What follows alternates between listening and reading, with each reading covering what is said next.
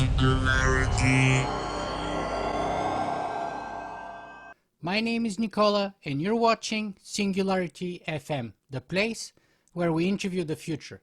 If you guys enjoy this podcast, you can show your support by either writing a review on iTunes or by simply becoming a patron via interviewthefuture.com.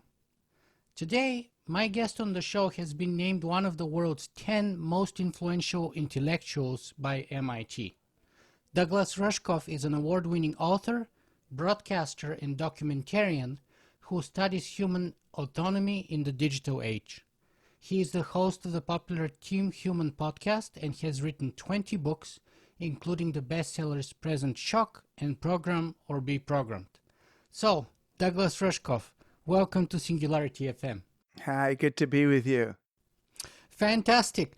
So, let me ask you this. How do you feel invited on a kind of a singularitarian / transhumanist show? Well, it depends. We'll find out,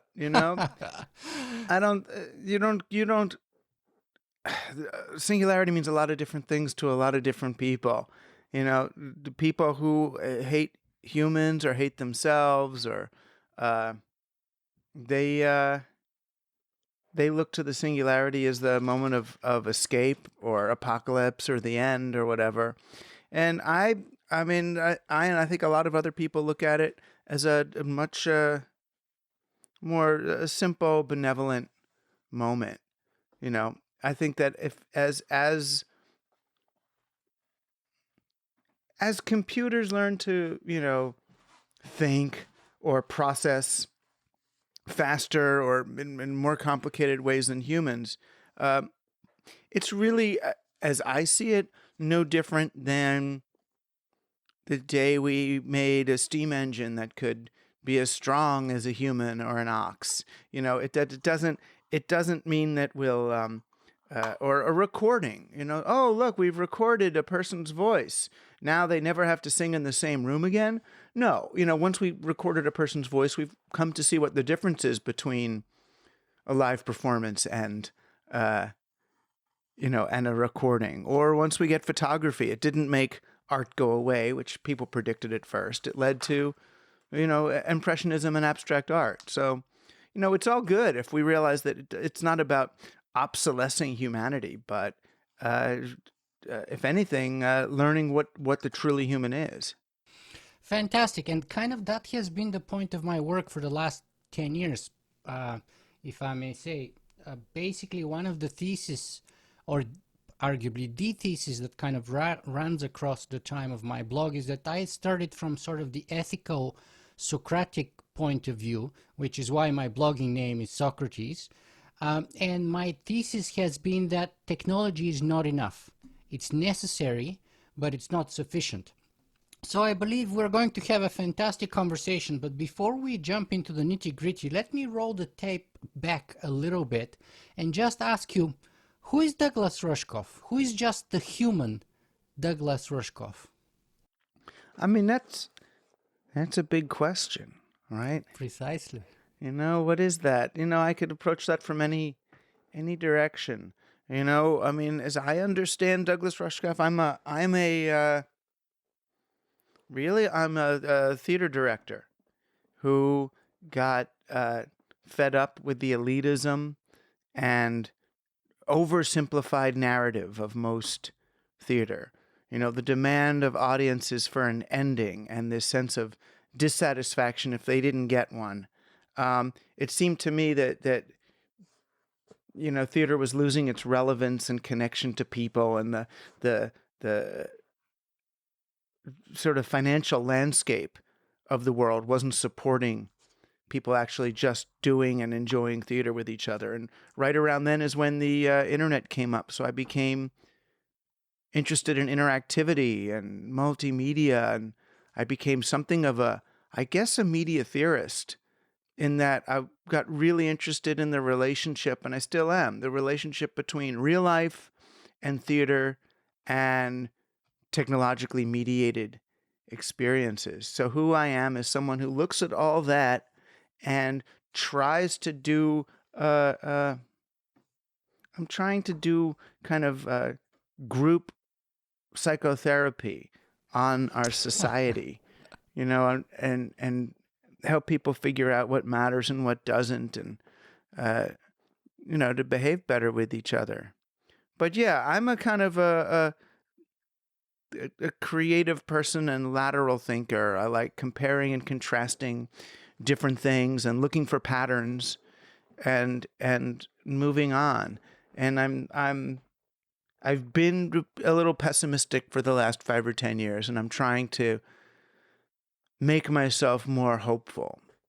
Because I think that if I can be, I'm just writing a piece about this now, but I feel like if we tell everybody that the world's ending or the climate change is coming and going to kill all the species, then big business will bet on that outcome and bring it about. So now what I'm trying to do is to say, oh no, climate change is going to be averted. Everyone cares. Everyone's going to be doing solar and wind and geothermal, and that the people that get in early on climate change solutions are going to be the next billionaires. Most we're gonna grab a few themes of those that you just mentioned, but most people don't know that you started with sort of a pre-medicine, then you went into theater, then you went into media, and eventually technology. And speaking about theater, there's been a lot written about the theaterization of everything around us, from even things like war. And there's been a lot of stuff written on the theater of war that we've been experiencing since at least probably perhaps the first Gulf War in the 90s and onwards. And then perhaps all the way to the theaterization of politics nowadays. So how do you think that sort of background for you helps you to look at technology and come up with a different point of view? Because the biggest people or theorists today, or pundits anyway, are usually like entrepreneurs or inventors like Ray Kurzweil. They're sort of technologists, and you come from theater, which is very, very strange and weird, if you will. They're business people, so they're not pure philosophers. They're not looking at the ongoing welfare of the human species as their prime motivation. They're trying to sell a product, or a service, or get themselves funded, and those of us who are doing this in a kind of the spirit of pure public intellectual activity, we're pretty few and far between. And almost all of us are fed up with the market and the way digital technology got surrendered to it. The what you're calling the theatricalization of politics and war, I mean, you could look at it that way, or you could look at it as this is what happens when your society lacks theater. When you don't have it, is that the things of the real world become acted. There's no, because it's not theater. It's maybe theatrical, but it's much more like reality TV than it is like theater. It's more Theater of has, an entertainment rather than art. yeah, but without the character Puck coming out at the beginning of the play saying, "Pardon, gentles all, that this stage would represent the world. Please suspend your disbelief and move with us into this fantasy world." Reality TV pretends that it's real. It takes real video footage and edits it together into a totally fake lie of a story, but the pretense is that it's real, even more real than professional wrestling tried to make itself be. And there were people who watched professional wrestling and thought it was, I mean, it's real in a sense, but they thought it was two people in combat with each other, which it's not. It's two athletes doing a very complicated dance. Choreography. Yeah, but it's hard. It's hard and real and painful, and I can't do it myself. But it's not combat. And But you can likewise, choreograph it because you're a stage fight choreographer. yeah, I know what it is. I could choreograph it, but I would get hurt doing it with those guys throwing. I don't have that level of skill. I could do some hand to hand. I can do quarterstaff and rapier dagger, little broadsword. But I couldn't do, the flips and falling in the not at this age anyway. So I respect their craft. I just don't mean to. I don't want to diss them, and I respect the craft of reality television producers and reality television actors. They're actors. They're professionals. They're paid. This is real. They're told what to do in the scene, and then they do it, and pretty believably. But when I feel like, in part, when we lack ritualized narrative experiences, we start to project them onto our world. And I would say definitely as a theater director, it's easier for me to see Donald Trump's performance. I can watch when he's coming up with a new bit, or I understand how improv actors work and what he's doing, and the way in which he's playing this part. But it's sad. It's not real theater. And I do think if we had real theater, we might not have fallen into this spectacle. But the spectacle you're talking about is what the Frankfurt Group was warning us about. This is exactly what Adorno and Horkheimer and Benjamin, they were saying this. By the 80s and 90s, most academics in America, most thinkers, dismissed those folks, saying, look, we had all this TV and we got the internet. That society of spectacle never happened. It just did. It just did, bigger than ever. So now is when we should kind of reread those folks and see what happened. Yeah, I agree completely. Another group that sort of came up or started its ascent to prominence around the 90s was the group of the futurists. And nowadays, it seems like everyone's a futurist. So in the 1990s, you wrote this piece, Why Futurists Suck. Let me ask you, do futurists still suck today, and why? Yeah, they do. They suck. Look what they did. I mean, this is what happened. The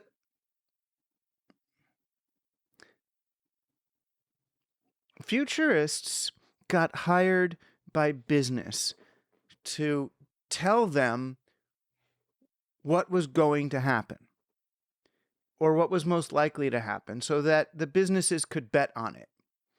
And the more futurists came to dominate business, the more that business saw the future as something that's fixed, that they should prepare and adapt to, rather than something that they could change. So if we can look at climate change, as some futurists might tell us, this is what's going to happen. Here's when the Earth's going to warm up too much. Here's all those people are going to die, and prepare for that inevitability. Or we could look at, well, what could we do as humans? What could we do as a business to actually change the future, to make the future something that we want? So the futurists that I was meeting in the 90s were all of these kind of Wired magazine approved authority figures in things, who were pitching a very pro-business future. They were basically reactionary forces saying all this disruption is really superficial. Wall Street and the stock market will remain just fine through this whole next revolution. I mean, Alvin Toffler was a real futurist. That was before this breed of fakers. Alvin Toffler was one who said in every major age, there's going to be a new form of government and a new form of economics. Totally new. So we got the agriculture, brought us the monarchy and central currency, So what will this bring? Something as different from the republic, as the republic was from the monarchy, and the monarchy was from whatever that was, the late medieval feudalism. Mm-hmm. Well, we have people like today, Steven Pinker, who are telling us that we live in the best time of history. We have people like... right, as long as you don't think about what's happening to everybody else, that's fine. And it's like saying, sure, if you take speed and shoot some steroids, all the metrics are going to look better for a little while, aren't they? You're going to have the greatest time of your life until your nervous system fries. So that's sort of and what is Pinker? Pinker is I was going to say literally, but I don't need the word. Steven Pinker is a neoliberal apologist. He's here to say that neoliberalism works. He's like the intellectual spokesmodel for like the Clinton Foundation and Gates Foundation sort of approach to the world, that all these billionaires are going to make billions of dollars and then put money back into the places where they took it from, and it's all going to be fine. And it's not. So what's happening to everybody else that we're missing? Well, it depends where. In some places, things are getting better, but in spite of what we in the World Bank and the IMF and everybody's doing there. So, I'm excited when I hear about women in Africa using blockchain cryptocurrencies to hide their money from their abusive spouses so they can earn enough cash to get divorced rather than beaten. Because these women, they used to work and the husband would beat them and find the cash. So I'm excited about that, or about microcurrency transactions in India, where there's a new kind of a pro-labor movement emerging from the bottom up because they're capable of But what are you worrying about then? that American and other corporations are externalizing slavery and climate abuse to the rest of the planet, and that the planet got too small to do that. They're operating as if there's an exhaust pipe in the back of the car and they can keep going forward and never have to breathe that smoke. But they do now. It's all in the same place. We're still on a money system that requires accelerating growth in order for it to work. And we've run out of room for accelerating growth.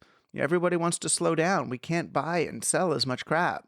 We don't have any more consciousness. We have no more space left. Well, Ray Kurzweil says that we haven't even scratched the surface yet, and he says that the singularity is near.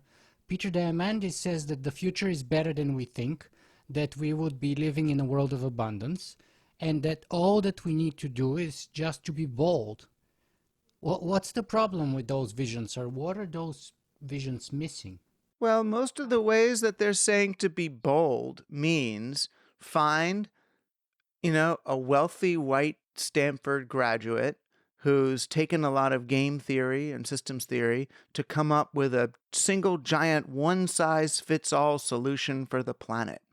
That we're just going to engineer some super thing, or we're going to be bold enough to shoot sulfur into the sky and block the bad rays, or throw iron filings into the ocean. That mind the asteroids. Them too. It'd be good to be able to shoot them down if one's going to come hit us. But I don't think that's the most likely problem right now. There's so many others, so many imminent ones. So what does it mean to be bold if we know that the planet's insects are heading to extinction? Yeah, and I that was when just they sharing do today that piece, yeah. Right. So we know that if and when they do, we all die. Now, what is being bold? You could say being bold is coming up with drone hummingbees that will fertilize everything, and the drone earthworms to clean the soil and aerate it. Or we could say, maybe we want to moderate our rapid extraction of resources in the name of capital so that we can sustain the planet a little bit longer. That maybe solutions that don't cost a lot of money, that we should find a way to be allowed to implement low-cost solutions, even though they don't contribute to the economy as well. They save, or to the capital economy as well. They save more people in less time and with less effort. But it's a real problem that the easy ways out, I mean, relatively easy, like adopting permaculture strategies and crop rotation and soil maintenance and the sorts of things that really would work, are not considered bold by the likes of Elon Musk and Peter Thiel, or whoever wants to build the next, space station. Mhm. Let me ask you this. You say that there's an anti-human agenda deeply embedded at the level of the operating system of our technology, perhaps even at our civilization. Can you sort of unpack that for us, please? Yeah, I mean, it'd be easy if people just read a few pages of Team Human. They'll get it a lot easier. Um, there's a lot of ways to look at it, but you want to ask, well, why did digital technology, which was originally intended to connect us all in these wonderful ways and allow for conversations, why is it turned into something that isolates us and represses us and leads us to look at one another as enemies and provokes unthinking, kind of stimulus response reactions from people instead of thought out ones? Why does it try to bring out our worst behavior? Why were the social media companies so compelled to take the algorithms from Las Vegas slot machines and embed them in their operating systems? Why do they use behavioral finance to get us to do stuff against our will? Why would they do that? And they do that because underneath the operating systems of any of these platforms is the operating system of extractive, growth-based corporate capitalism. And what that means is not just that there's this ism that's bad. What it means is that the kid who has a great idea and then drops out of college in order to build this wonderful platform idea, he ends up taking money from people he really shouldn't trust. He takes money from Goldman and Morgan Stanley and venture capitalists, who then tell him that the money that he's earning with that platform, the millions of dollars he may be earning every quarter with the platform in profit, that's no longer enough. They don't care about the operating profits of the company. They need to be able to sell the company for 100 times what they invested in it.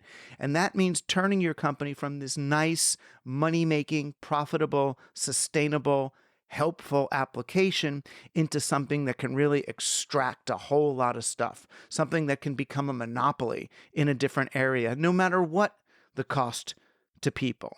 So when I say that there's an anti-human bias embedded in our technology, really what I'm suggesting is that the operating system beneath our digital platforms is an extractive anti-human one. And if you look at the origins of capitalism, that's all it was about. It was invented really to squash one of the greatest economic expansions in human history in the late Middle Ages, when people were breaking free of feudalism and trading with each other and having local currencies and marketplaces. It was the most peer-to-peer thing you've ever seen. It was like Etsy writ large, only the rich got poor as the poor got rich. So they came up with rules to prevent that. And what we think of as the corporation or central currency as some natural evolution of the growth of business were the opposite. These were tools that were used to stem the tide, to prevent the rise of the middle class, and to instead extract value from marketplaces.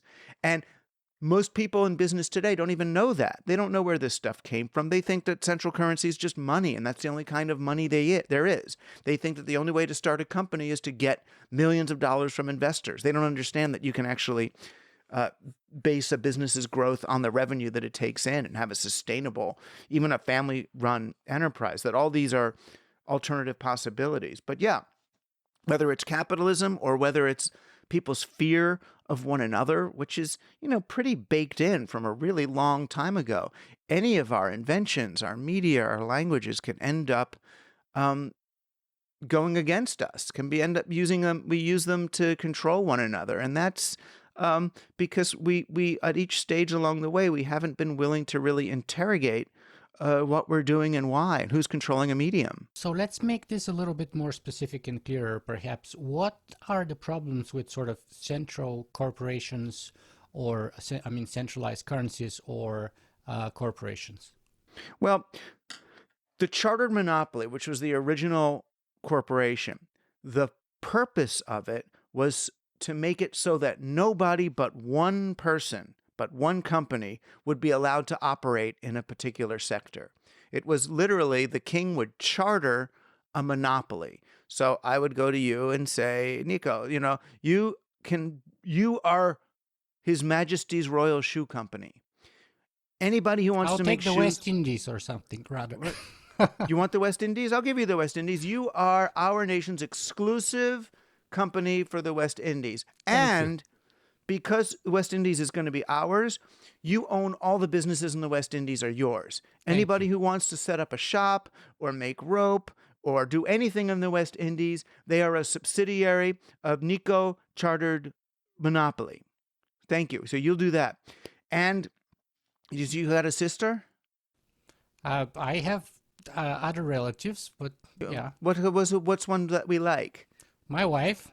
Your wife. Okay, your wife. She's now my wife, but she is going to have my Royal Shoe Company. So anybody who's in the shoe business now works for her. Right? They don't have their own shoe company. So that's what charter monopolies did. And that's great in a way because now the king gets power. Now I'm going to get interest in your company. I get 10% of everything you do, of course. Well, make it 20. But I'll protect you You're with the original venture capitalist. Yeah. Yeah, except I didn't have money.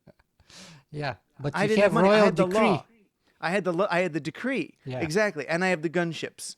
Yes. So I get that. So that was what chartered monopoly did. And that's the same way Walmart works today. They go into a town, they undercut everybody with their low prices because they have capital. Everyone goes out of business, and then they're the sole retailer in the community and ultimately the sole employer in the community. Then they can pay less wages to everybody, and the whole town goes into bankruptcy, and then they move on.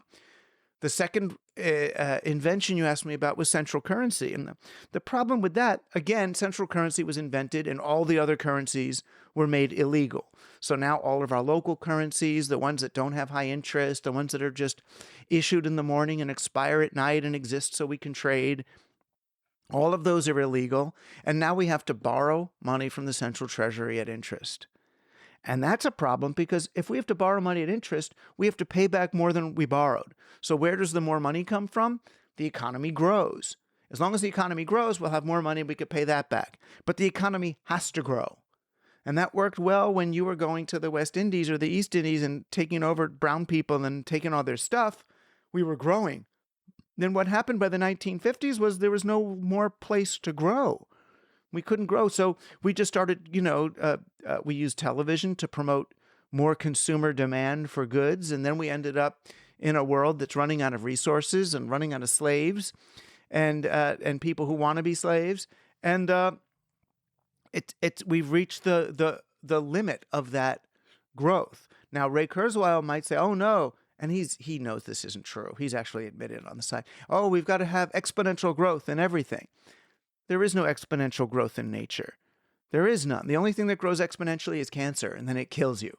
Exponential growth doesn't really happen. So, and I know at Singularity University, they talk a lot about getting this exponential growth in your company and everything. No, that's what actually kills planets and species is exponential growth. We don't get that. We're linear, or at best maybe a little curved, but no exponents. And so there ends up being an anti-human bias embedded in both the corporation and in central currency, because central currency is not a tool for humans to use to exchange value. It's a system that's demanding that human beings produce more and more faster and faster, or else that we extract more and more, that we live at the mercy of an equation that demands growth. Chartered monopolies were against people. They were literally against people. So that people could not create value and exchange value between each other. Instead, they had to work as employees for some big anti-human corporation that was now going to extract value from you through the metric of time. You're going to sell your time to a company. And the only ones who used to do that were indentured servants, were slaves. So where does Team Human as an idea or as a thesis come in? Is it sort of like the counter sort of idea to this kind of operating system? Yeah, well, in one sense, Team Human is a response to Ray Kurzweil, and those of his ilk who say that human beings should accept, their obsolescence. And we should pass the evolutionary torch to our silicon successors. When I argue that we should have a place for humans in the digital future, Ray and his people say, "Oh, Rushkoff, you're just saying that because you're human," as if I've got hubris, And that's when I said, "Fine, I'm on Team Human."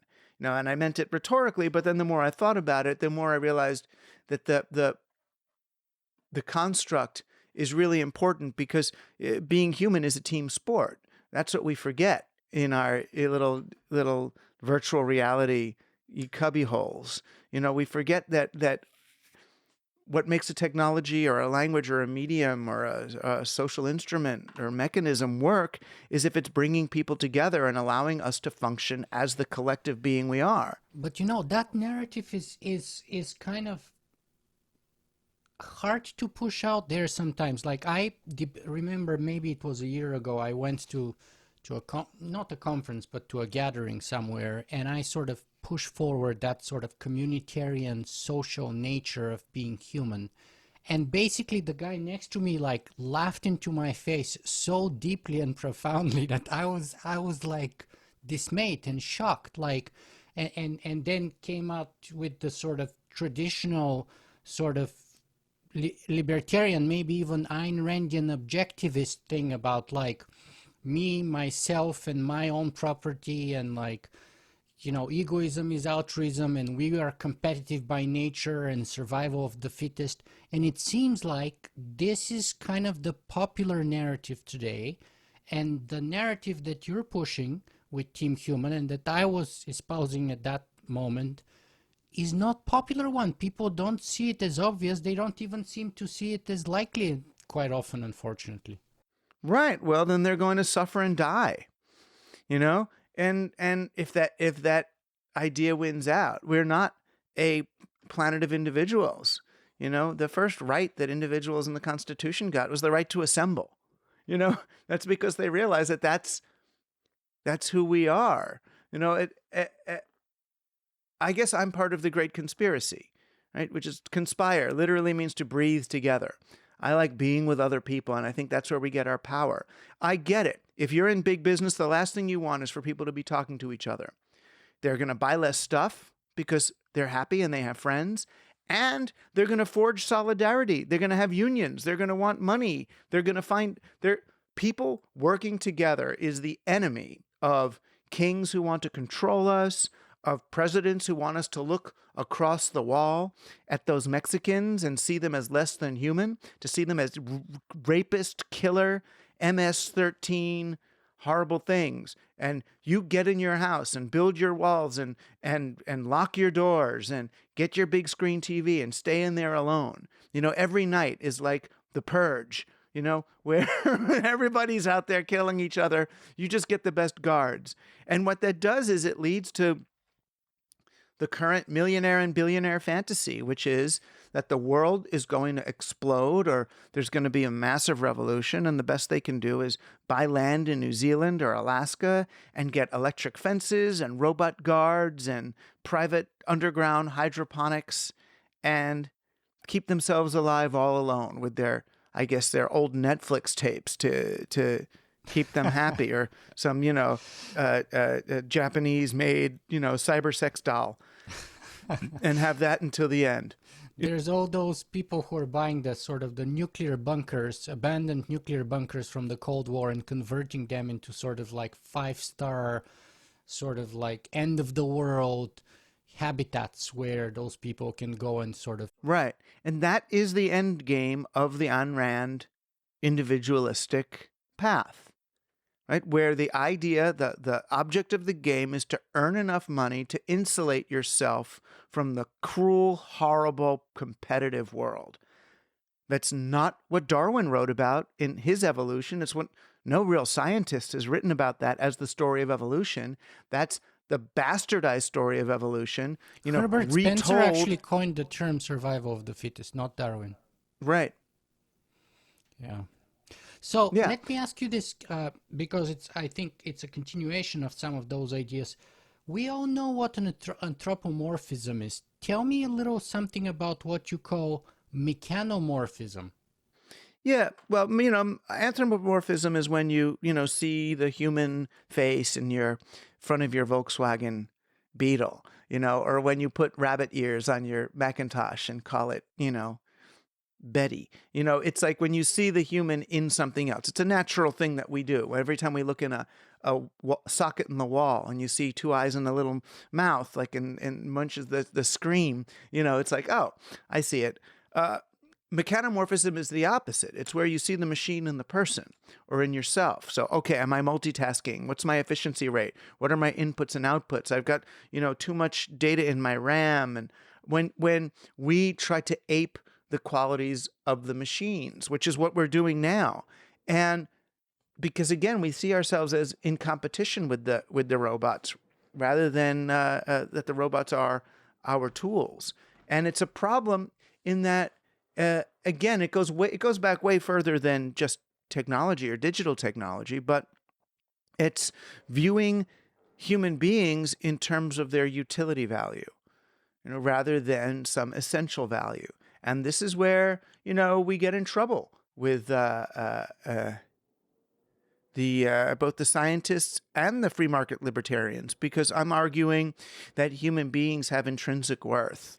That there's a value to me other than what I produce for the market, that I'm not just an economic actor, behaving out of personal greed. And one of the sort of side effects of that sort of valuing human beings in a particular kind of way based on efficiency and productivity and so on is, and I want to share with you, in the last maybe 18 months, two of our friends have committed suicide. So first, it was... You mean you and your wife? Yeah, in our sort of circle of friends here in Toronto, Canada. So first it was a guy, and he was a fan of my podcast and a supporter too, and a donor.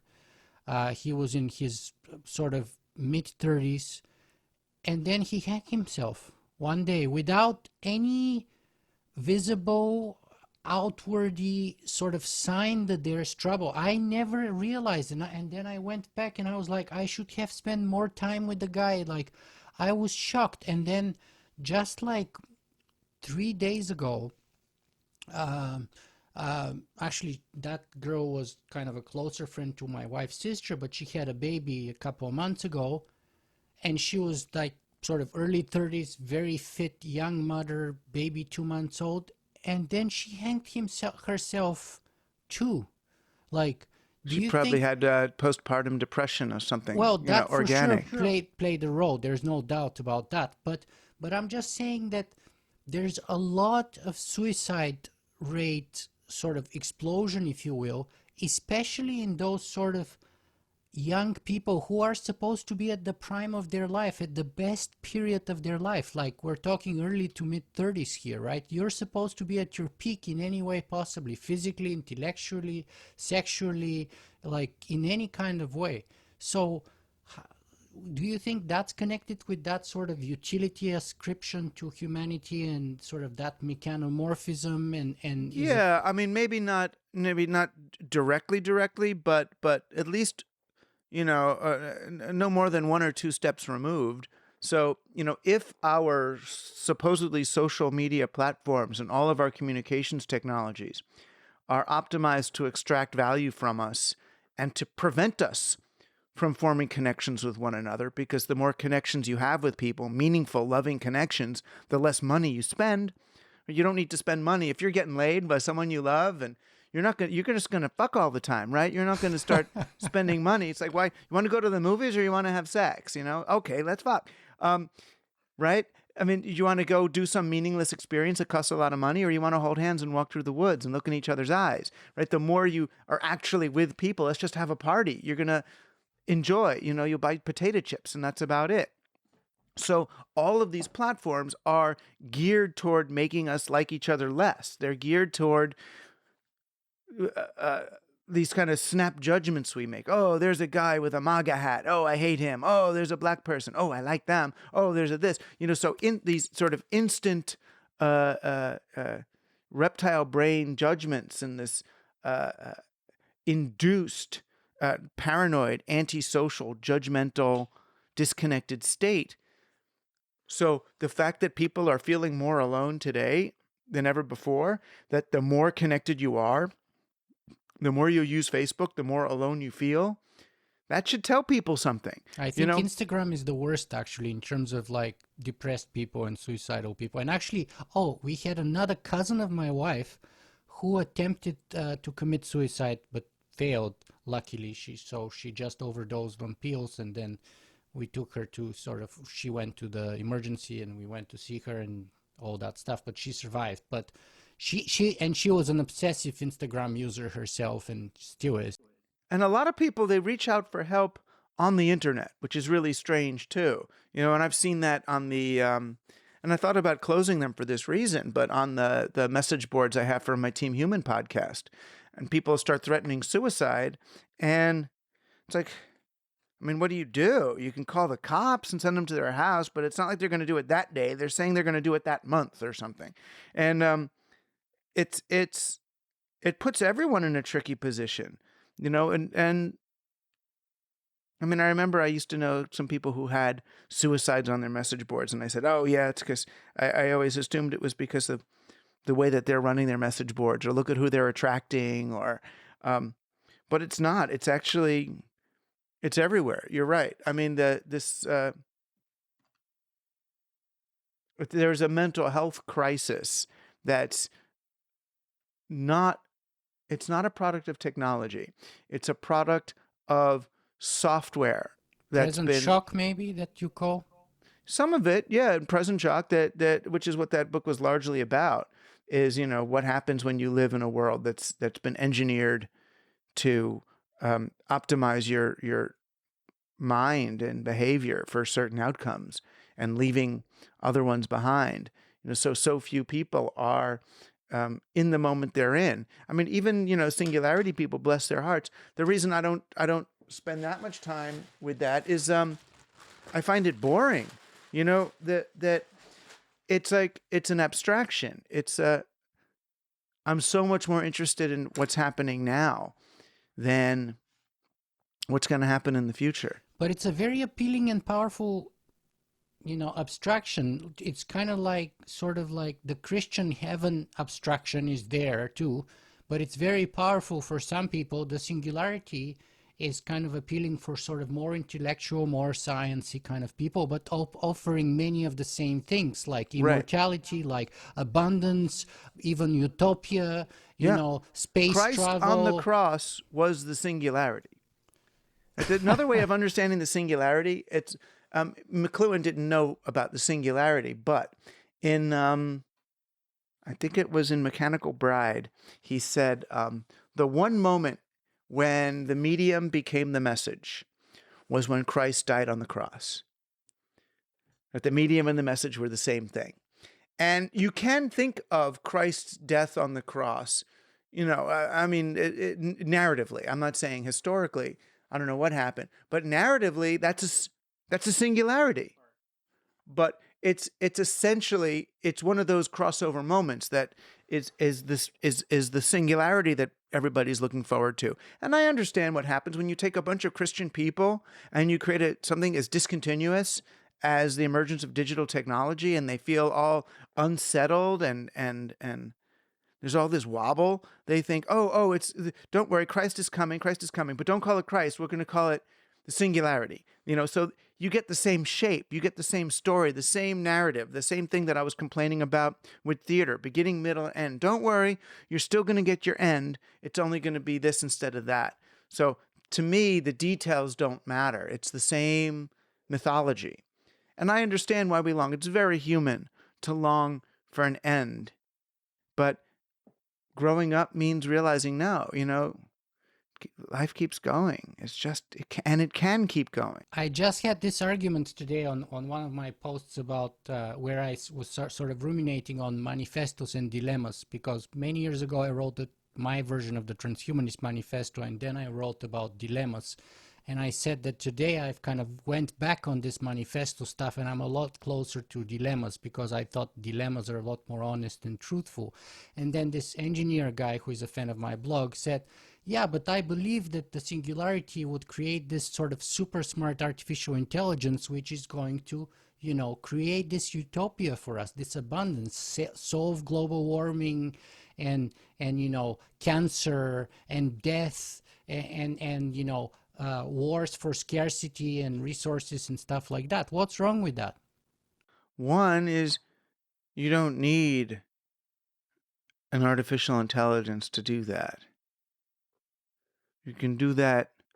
We can do that ourselves. Two, we're not programming our artificial intelligences to do that. We're programming our artificial intelligences to manipulate people and to extract their money and time and data. So the fact that we're choosing not to do it now, the fact that we're telling the AIs definitely don't do it, doesn't give me hope that AIs will do the thing that we're not doing and that we're not telling them to do. I don't see it. It's an industrial age fantasy that AIs will come up with the solution.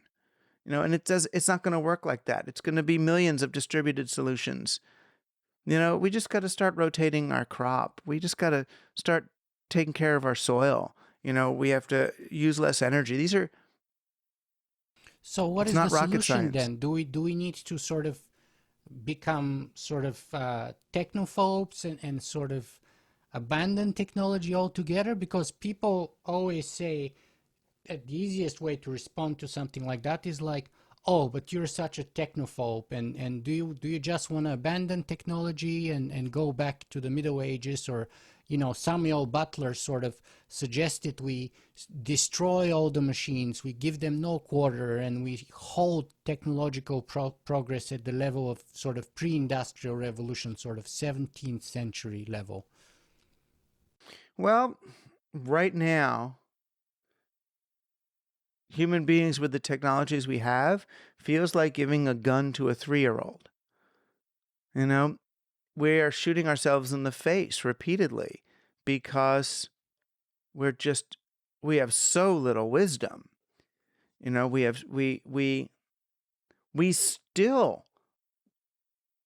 don't understand what Aboriginal people understood about the soil and the cycles of life, how to rotate crops and why it works in various ways. Those are the people that now farmers are turning to for alternatives to Monsanto style, genetic engineering. So no, it's not about rejecting technology, but retrieving technology that we've left behind. We've developed really good war technology, and that's how we took over the world. That's how we killed so many other people. It doesn't mean we're better than them, though, and I think that's a tough and controversial point. Just because white Western Europeans were able to conquer Native Americans doesn't mean white Western Europeans were better than Native Americans, or that the Native Americans weren't more advanced than white Western Europeans in many ways. Now, a lot of people attack this logic as sort of Rousseau's noble savage or something. I'm not going there. I'm just saying that there are technologies that we left behind that would be really useful, that there's some of these civilizations that managed sustainable soil mechanics for, thousands of years, and that we could avail ourselves of those techniques, but we have a very one-sided understanding of technology that really only promotes that which can be patented. And so it's not that our technology is bad, It's that our technology is limited by what can be patented and claimed as unique intellectual property. And a lot of things that are really good for people, back to making love, it's really good for people, but it's not a proprietary set of motions anymore. Could you imagine? It's like, oh, you want to do missionary position, you've got to pay $5 to Facebook. You're going to do doggy style, you got to pay $3 to Twitter. You're going to try to find, it's like, oh, shoot. It's like Bikram who patented all those yoga poses, right? It's obscene, right? Right. Totally ridiculous, but he did it actually. And then he did it. had to issue licenses to all those people and was sort of suing them if you want to do those poses, and was winning for a while. I don't know how that whole thing ended, but it was utterly preposterous, and yet it was a reality in a way. It was happening. It was sanctioned by the judicial system. Yeah. But oddly enough, when you actually want something to work, like the internet, we ended up using an open source system. You're talking about Apache and yeah. Okay, I see. Yeah, it's all it's all open source because it was like, oh, just screw this. Let's just do something that works and it's interoperable and we won't have to worry about it. Well, speaking of open source or something sort of decentralized, perhaps, one of the questions that I had submitted from audience, of course, is Bitcoin. How does Bitcoin fit within this sort of narrative of yours? Does it? And is it going to be a solution to the problems that you're sort of enumerating? Who knows? I mean, I'm more interested in applications of the blockchain beyond Bitcoin. Yeah, that's what I meant. My bad. Yeah. Completely my mistake. Blockchain. Let's say blockchain. Absolutely. I silly mistake on my part. Yeah, we'll see. It depends. I mean, blockchain in some ways, and as a Jew, I should appreciate it. Blockchain is a literal ledger. It's the object of blockchain would be to get every piece of value that I'm creating, every bit of value, and have it recorded somehow. As Jaron Lanier has this vision of, we're all producing all this data all the time that's being exploited by others. We should be paid for it. We should know where it came from.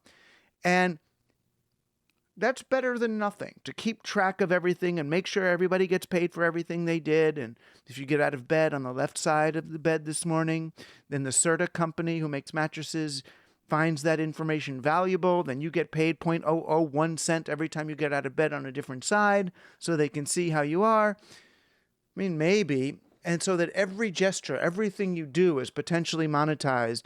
I think it would encourage people to start living in ways that are producing more data. The quantified self for sale or for hire.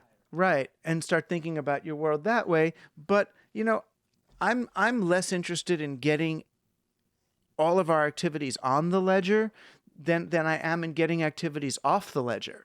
And that actually, if you're going to think about it religiously, that's more Christian than Jewish. It's saying, rather than keeping track of what laws I'm following and not, and is it correct or wrong according to Talmud, let me just live with love, live through love, and all those natural appropriate actions will come. So if we, engender a spirit of sharing between people, they're not going to have to keep track all the time of how many did I borrow from you and how many did you borrow from me.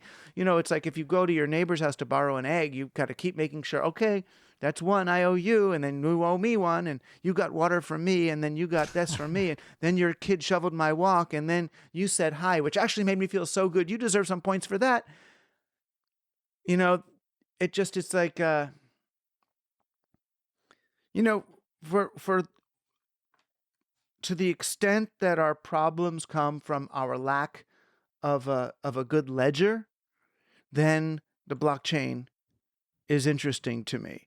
To the extent that the 2-column accounting ledger that was invented, by the Moors during the Renaissance, to the extent that that's limited our understanding of value in business to debits and credits, that every debit has a credit and every credit has a debit. And it's a very zero-sum understanding of economics, that still guides us today. To the extent that a blockchain could help people imagine more distributed and accretive modes of value creation, then it's interesting. It becomes and this isn't the way people are talking about it, but it seems to me to be a more multidimensional spreadsheet, a more multidimensional ledger that leads to other kinds of possibilities besides, is it mine or is it yours? Is it red or is it black? Mm-hmm. Mm-hmm. I see. And then let's go back to your main message here. And of course, we already talked about, so Team Human is your latest book. By the way, just want to put it out there. It's the best book I've read since I read Yuval Harari's book, Sapiens. I highly recommend it, particularly if you are in the sort of community of transhumanists and a singularitarian. It's a must read, in my opinion. So I enjoyed it tremendously. So much so that I've asked you to send me a hard copy because I want to keep one in my library. And before that, I only had the digital copy of it as an audio file, an MP3. And we know how you feel about MP3s. If you read the book, you'll find out. But it's at least me reading it, right? So that helps. It's your voice. It does help. So we talked about the team part of your title. Now let's go back to the human part of your title. What is human? And we already talked about what is Douglas Rushkoff. Who is Douglas Rushkoff? So, and how that's a profound question. What about human? What does that mean? I mean, we're still figuring it out. But I mean, for me, the thing that's interesting about humans and what technology has helped me see is what do human beings really do that our technologies don't?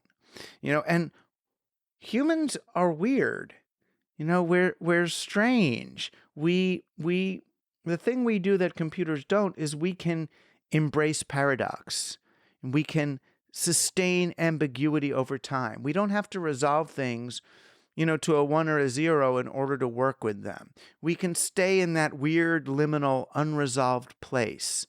And I think that's where people are the happiest. That's where they're the closest to ecstasy, where you don't know where you end and the other person begins, where you don't know where to your thought and what someone else's thought. Is this a collective thought I'm having? Where's my dream come from? It's the part of us that watches a David Lynch movie and doesn't understand what it meant, but still had a great time and says this was fun. What is that? That's humans. Humans are really, I think, the only creature that can live in that in-between space of half comprehension. And that's where possibility lives. That's where novelty comes from. That's where all the new combinations come from. And the reason why I'm trying to celebrate humanity now is because I think that aspect of humanity, the one that really makes us special, is under threat right now. That it's the stuff that doesn't show up in my life bits. It's the stuff that Facebook and Twitter are not interested in. It's the part that doesn't create immediate, financially measurable metrics, and that's so in danger of falling between the cracks because we don't really know what it's for. What if it's for its own sake? What if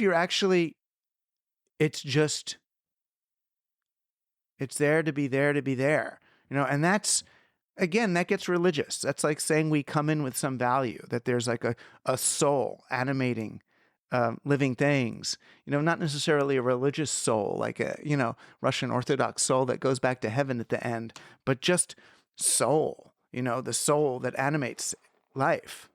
But you said we are the only creature, etc., etc. The downside of that kind of sort of humanism, or if you will, exceptionalism, though, is that some people have pointed out that it leads to a sort of like exceptionalism of that kind leads to speciesism. And for example, in many communities have pointed out, vegans in particular, have pointed out that it leads to us saying we are the pinnacle of evolution. We are the supreme intelligence. We are the only creature that blah, blah, blah. Therefore, we can kill and eat and destroy and utilize and extract.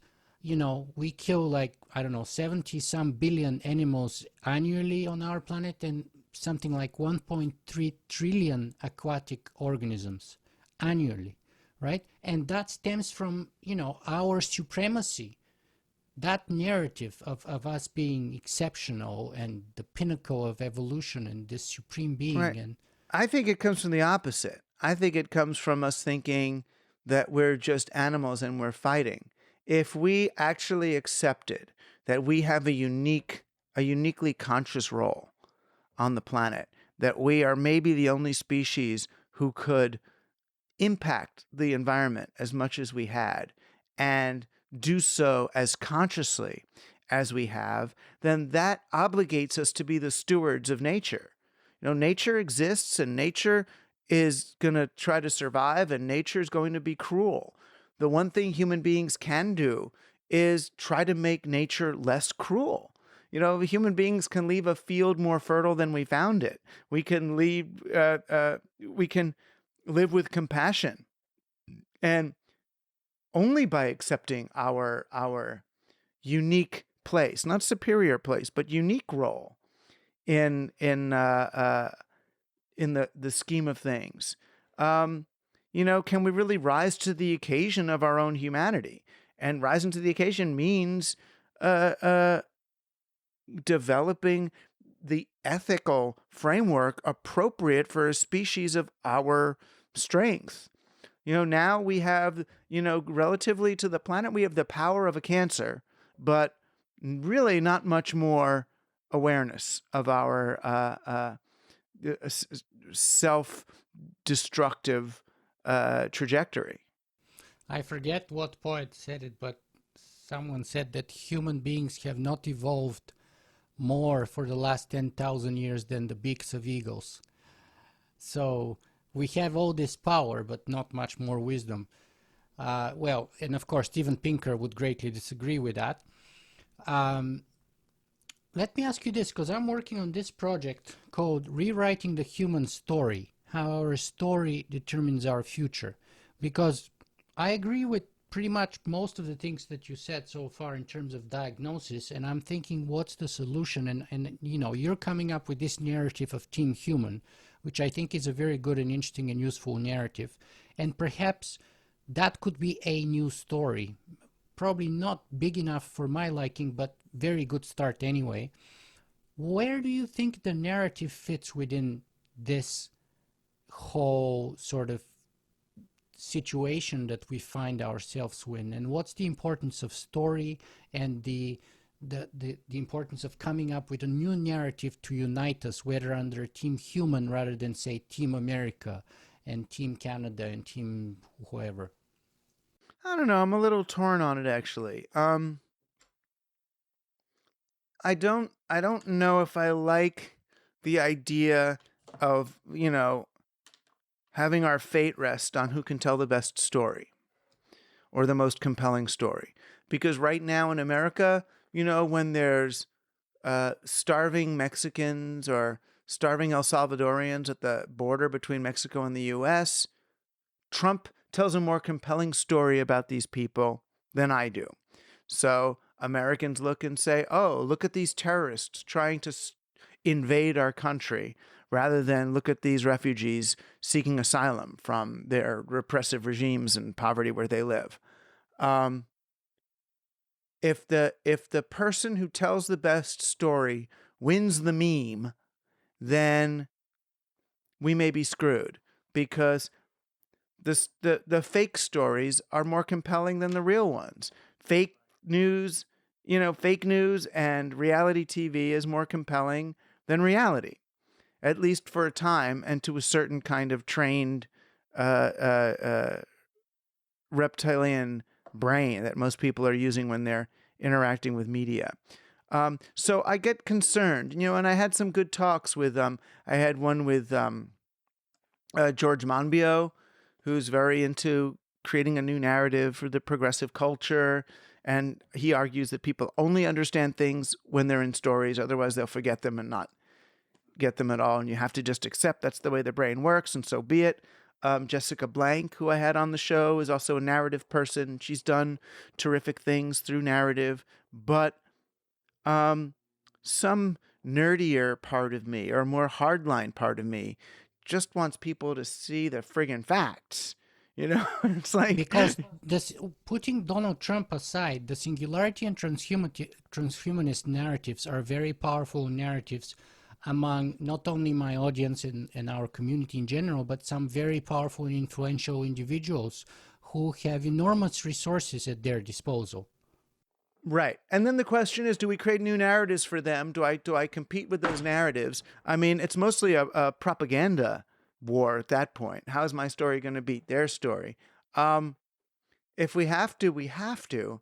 But if we're going to tell stories, then I want us to present them as stories, as provisional. Here's one way of looking at it. Here's another way of looking at it. And be open and transparent that we're creating narrative structures. Yeah, actually, one of my chapters is called "The Danger of a Single Story," and I go, sort of talking about how the story of the future cannot be written by one race or one country, maybe not even by one species. And then, I had some original sort of readings and stuff, and the biggest criticism that I had from people, even though I go through a lot of pain in the end to tell them, the importance of a story is not to give you the answer, but to ask you the right questions so that it sort of motivates you to come up with the best answer. And then the most popular criticism of people was like, we want the story. You've done a great job up to here to convince us we need a story, that the old stories don't work and all of this, but you didn't give us the story. And I was telling them explicitly, I can't give you the story. The whole point is not to give you the story. People Right. were like, That's no, and I've ended a bunch of books like that where I have the character even hand the pencil to the reader of the comic to say it's your turn to write the story, and that's, the hope of a distributed, digital, interactive, participatory age is that everybody realizes we're writing the story together. If we're still in the place where we're depending on the Pharaoh to tell us what is, which is where we've come in America anyway, where we're depending on a Pharaoh to tell us what is what, then I don't know if that will give us the wherewithal to make it through the coming crises. I don't know if that's going to work. They work in small kingdoms, but not orchestrating a globe of this size. I mostly agree with you, but unfortunately we're in the last sort of 9 minutes of our conversation, so I have to push forward. And I want to throw in a couple of questions and points of view from my audience. One of them is from a singularitarian called Clyde Dinkins, who wrote a haiku for you. And so he says, does Douglas Rushkoff truly think that purist singularitarians will sit by idly while he engages in his religio-minded endeavors to only improve flawed, imperfect human nature? I posit my following haiku poem is apropos. As noted, I follow the traditional Japanese format, no title, exactly 17 syllables total, 3 segments, and 575 syllable segments ratio. So here's the haiku. Rushkoff a dreamer, human nature sucks, end it. Ray Kurzweil is right. What's your sort of response to this? Well, if we go on the trajectory we're going, yeah, human life is going to end, so he'll get his wish. And I guess he wouldn't be here either, so he wants to die. Okay. Not to die, to transcend biology. No, he didn't say that. That's not what he said. Yeah, he said human nature sucks, end it. Right. So, some other species can transcend biology then. And we'll see. Good luck. That's fine. I mean, it's fine. A lot of people hate themselves and hate the other people. And that's all right. It's interesting to me to live in a world where liking people is radical. It's exciting, actually. It's an exciting thought. Wow. I mean, it's okay. I get it. People have done awful things. You know, they have. But human beings also created art and language and thought. He couldn't even hate the species if he wasn't human enough to have that feeling of hate. You know, lizards aren't thinking, let's end lizarddom. They don't they don't think that way. But I get it. And there's tremendous suicide, as you were saying before. So maybe he's right. A lot of people are killing themselves. And maybe some of them are killing themselves because they agree that humanity should just end. And they're trying to accelerate that process. But I would think at the very least, the parts of humanity that might be most worth saving may not be the parts that we try to program into the transhuman version of Facebook or whatever they want to build, you know, to be the next home for complexity. And I don't think they'll be conscious or aware. You know, so I don't know what the point would be. But yeah, if it's crazy optimistic and hopeful to think that human beings have some value left In future. in the future, then I really should keep doing this. Well, another point of view coming from the opposite sentiment of a sort of a disappointed humanist, perhaps, is a friend of mine. His name is James Harvey. He's this musician from the Gold Coast in Australia, and he loaned me this long email, and the main theme there was kind of betrayal. And he was kind of asking you to ruminate on the notion of betrayal produced by sort of his experience of growing up when Kennedy got shot, Martin Luther King got shot, then we had Nixon, then, you know, we had all kinds of scandals like the Nicaragua and Guatemala scandals. Then we had, you know, Bill Clinton, and now we're ending up with sort of Trumpism. And so that kind of life experience in a sort of this sort of gentle, artistic, and humanistic soul that loves humanity and human beings has produced perhaps a cynical and dispirited and disparaging attitude, if I'm to quote his email. What do you say to people like that? Because they want to be with you, they feel like you, but they've been disappointed by their life experiences. Life is pain and suffering, you know? The Buddha figured it out, you know? If you really, in some ways, it's the worst but the most beautiful thing. It's been hard. It's been hard for a long time. I mean, you know, it's part of the reason I think people like watching, you know, Game of Thrones or something is because, you know, it's a thinly veiled kind of a medieval world. Is they look back and you can say, oh, well, it was harder back then. You can get a little bit of that sort of Steven Pinker happiness that, oh, look how far we've come since everybody just raped each other and cut off their heads and stuck them on spikes. Human beings can be really, really cruel. And yeah, I lived through those disappointments too. You know, my parents really experienced the discontinuity of the Kennedy assassination, and first president I knew was Tricky Dick, and he resigned, and I got Reagan, and I mean, it was crazy. Watching the beautiful young idealists get shot, and Right. yeah, it is. But you know, that's why I turn more to the existentialists and the poets, to Samuel Beckett. I can't go on, I must go on. You know, I mean, look at Waiting for Godot. Look at you know, the Jews of Auschwitz made Hanukkah menorahs out of tinfoil. You Viktor know? Frankl is one of my favorite guys of that group. Yeah.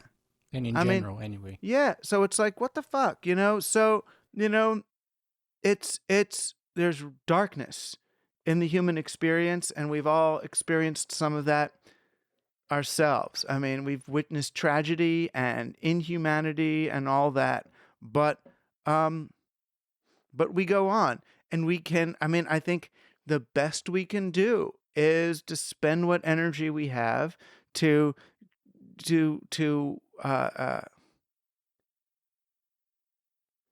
well, to create the kinds of structural change that would make these tragedies less common and less widespread. And then, maybe even more importantly, to learn to have the compassion for one another, which then lessens the decree. You know, it lessens the intensity of the suffering of those uh, who are going through this. You know, uh, uh,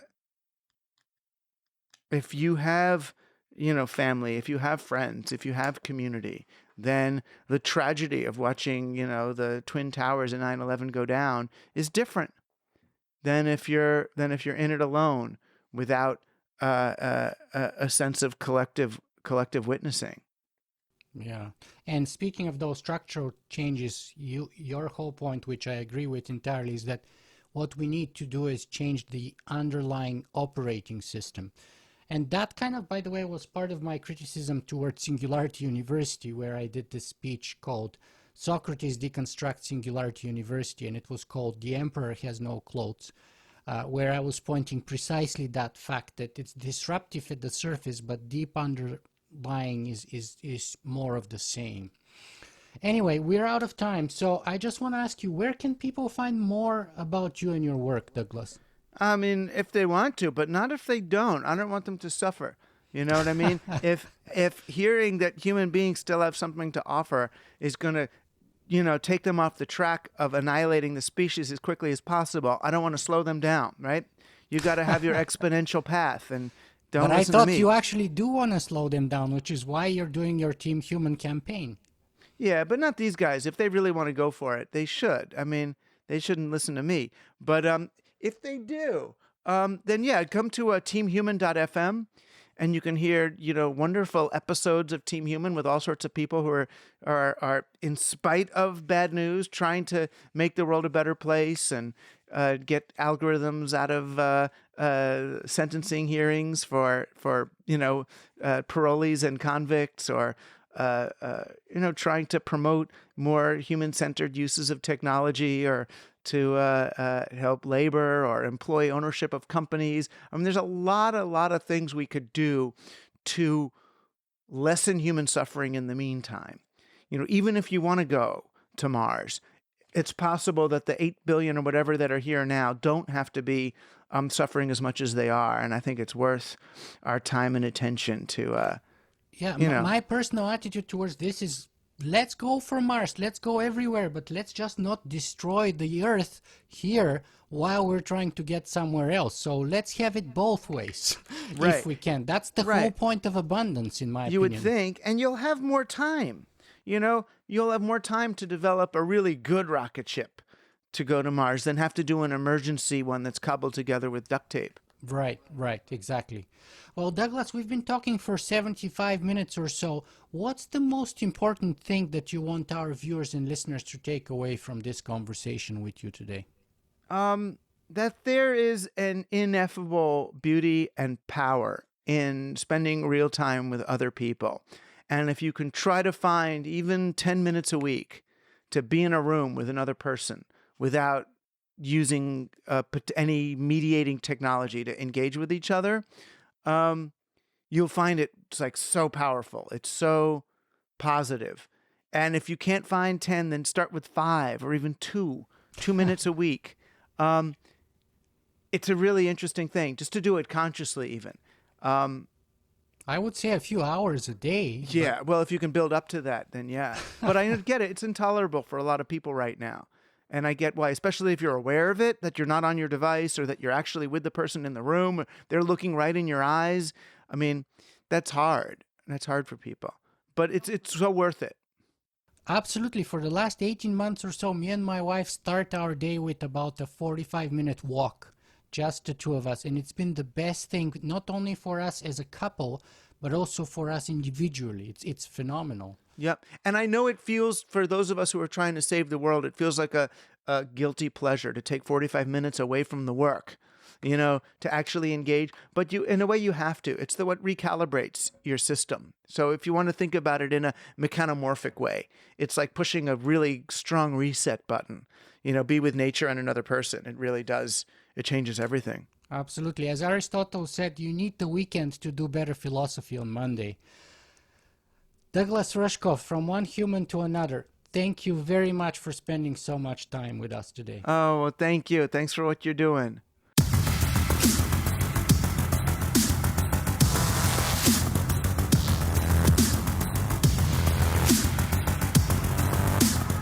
If you guys enjoy this show, you can help me make it better in a couple of ways. You can go and write a review on iTunes, or you can simply make a donation.